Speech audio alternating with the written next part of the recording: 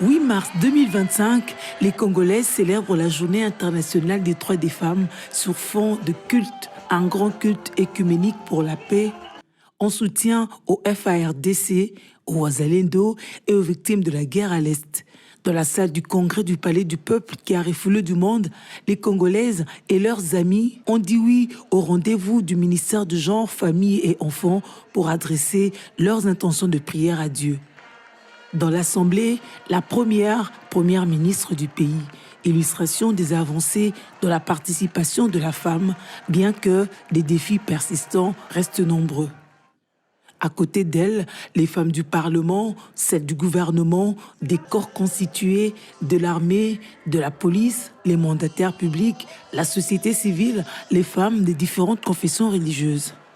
Dans sa prédication, le pasteur Joël Kabasele a demandé aux Congolais de refuser la fausse paix afin de travailler dans l'unité d'esprit pour mériter le respect. Le 8 mars pour notre nation, c'est le 8 mars imbibé de sang des femmes de l'Est. Le 8 mars de cette année est un 8 mars imbibé de souffrance. C'est que la vie de la femme congolaise n'a pas de prix.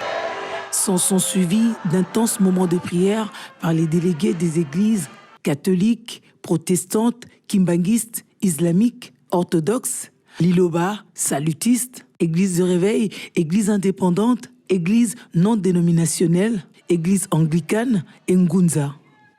Dans un contexte particulier que traverse le pays, Judith Souminois a salué la force, la résilience et le courage des Congolaises qui continuent à se battre. Nous sommes témoins de changements significatifs dans l'accès à l'éducation, à la santé et aux opportunités professionnelles pour les femmes. Nous devons aussi savoir que les inégalités persistent.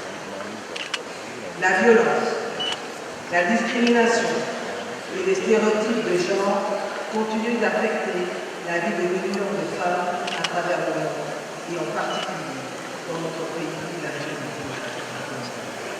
À nos vaillants soldats des FARDC et à nos voisins.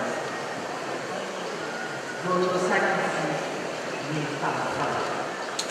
Nous vous en sommes reconnaissants. La ministre de la Culture, représentante la ministre du Genre, Famille et Enfants, qui s'est adressée à distance à l'Assemblée, a rappelé le rôle prépondérant de la Congolaise dans la société et dans la patrie. Je souhaite souligner le rôle prépondérant que la femme congolaise joue, non seulement dans la construction de notre société, mais aussi